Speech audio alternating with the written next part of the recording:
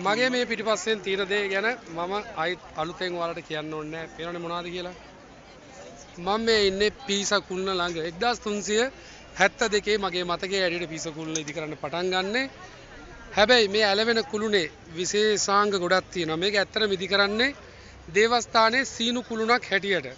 ඉතින් මේක තවත් ලෝක ප්‍රකට වෙන්නේ මම නැත්තම් ලෝක ප්‍රකට වෙන්නේ ගැලීලියෝ ගැලීලි තමයි ඇවිල්ලා මේ පීසා කුළුනේ පරීක්ෂණ කරලා මේ ලෝකේ ගෝලාකාරයි කියලා කියන්නේ මෙන්න මේ පීසා කුළුණ ගාව ඉඳලා. ඉතින් විශේෂයෙන්ම දෙයක් කියන්න ඕනේ ලෝකේ ඉන්න මුළු ලෝකෙම ජනප්‍රිය මේ පීසා කුළුණ නිසා අද වර්තමානයේ වෙද්දී ඉතාලියට යුරෝ මිලියන ගාණක් එනවා. මෙවැනි දේවල් වටිනා දේවල් අපේ ශ්‍රී ලංකාව තුලත් තියෙනවා. උපරිම ප්‍රයෝජනයක් ගන්න උපරිම විදියට සංචාරක කර්මාන්තය දියුණු කරන්න අපේ මිනිස්සු දැනගන්න ඕනේ. අපේ නිලධාරීන් දැනගන්න ඕනේ. කියන්න තියෙන මෙච්චරයි. ඉතින් ඔයාලට පේනවාද මේ මගේ එහා පැත්තේ තියෙන සෙනග ගඟ මේ ජන ගඟ. ඉතින් හිතන්නකෝ ටිකට් එකක් කීයද කියලා ලංකාවේ සල්ලි වලින්.